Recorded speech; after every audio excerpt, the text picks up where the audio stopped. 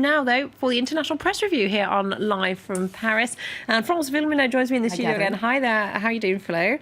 We're starting looking at headlines around the world. Obviously, Syria has been dominating a lot of the coverage for a very long time. But at the moment, with this pro-Assad forces push into eastern Aleppo, rebel fighters losing up to a third of their territory, Russian airstrikes, the Syrian regime is really hoping to push on now and capture the last of the rebel bastions in Aleppo, isn't Absolutely, and this is a top story, particularly in the region. Let's take a look at the front page of L'Orient Le Jour. It's a Lebanese paper, which is actually focusing on the plight of the thousands of civilians that are trapped in the fighting. You can see La descente aux enfers d'Alep Est. So essentially, eastern Aleppo is descending into hell after enduring months of siege. Civilians are now trying to flee the fighting.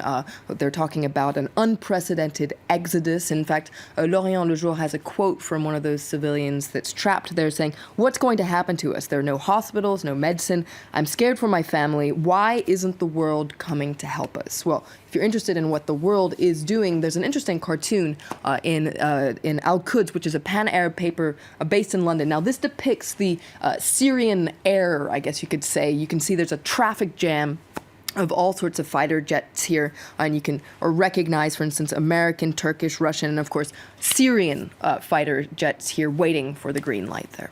And other Arab language newspapers are focusing on the Syrian regime's strategy here, aren't they? That's right. What is the regime trying to do in Aleppo? Well, you can read more in Rai al-Yum. That's another pan-Arab paper based in London. This article says that this would actually be a major turning point in the Syrian civil war. Restoring control in eastern Aleppo would be a major blow to morale within the armed opposition, and this could spread to other cities, other rural areas that are controlled by the opposition, by the rebels essentially, and affect their morale there as well.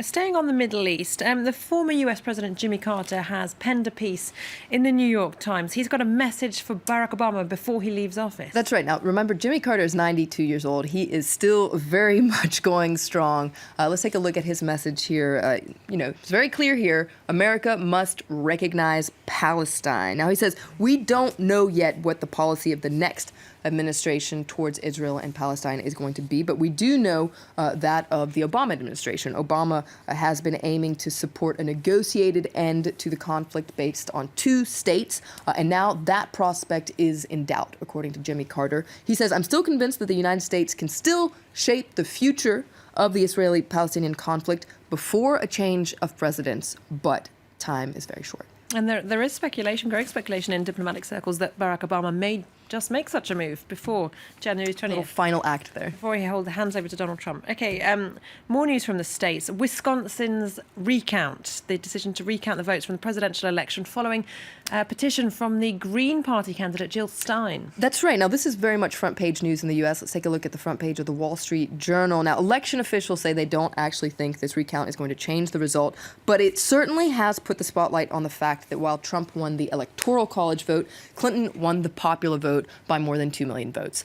Now, apparently, this is a very sore subject for President-elect Trump. When the Clinton team decided to join that recount, Trump tweeted, as he usually does. Surprise, surprise. Surprise, surprise. On Sunday, he said, in addition to winning the Electoral College in a landslide, I won the popular vote if you deduct the millions of people who voted illegally. Now, the Washington Post is outraged by these comments by President-elect Trump. Especially, he's spreading conspiracy theories. You can see they're saying his preoccupation with phantom voting fraud is really a danger to our democracy. And you could say that if he's alleging illegal voting, well, let's have a recount exactly. then, right? Let's have a revote.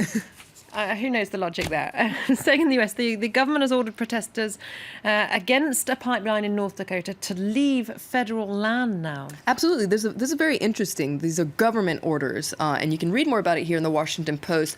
Local authorities say that actually these government, so federal orders, could have little effect on the protest camp. In fact, local authorities are critical of these the federal government orders because they say that it's just the federal government trying to get rid of their responsibility for the protesters there. They're local sheriff, for instance, has said that the government is just kicking the can down the road. Now, these protests in North Dakota have gotten a lot of attention. There's an interesting piece today in The Guardian by the singer Neil Young and the actress Daryl Hannah. You can see they're saying that these protests are a symbolic movement. They're actually calling on Obama to step in and end the violence against these, what they call the peaceful water protectors at Standing Rock. And so it's a really interesting angle here. But there's another article I pulled out from The Independent that reports that many Native Americans that are protesting have expressed frustration at white demonstrators who have turned up to perhaps colonize the camp. Those are the words that they're using. They're treating it like Plymouth Rock. You can see some have taken to social media to lash out against those who are showing up for a cultural experience. They're treating it like Burning Man. Well, I guess you can't win, can you, sometimes, if you're trying to do that, what you think is right. But, hey, that's a debate that's going to run and run. Thanks very much indeed, Florence Villeminot there with our international press review. That's where we leave it for this half hour of Live from Paris. But don't go away, we've got more news coming up for you very soon. Also, today's Focus report after 9:30. Germany has the oldest population in Europe. Now it's been doing all it can to boost its low birth rate. We'll be telling you how in just a while.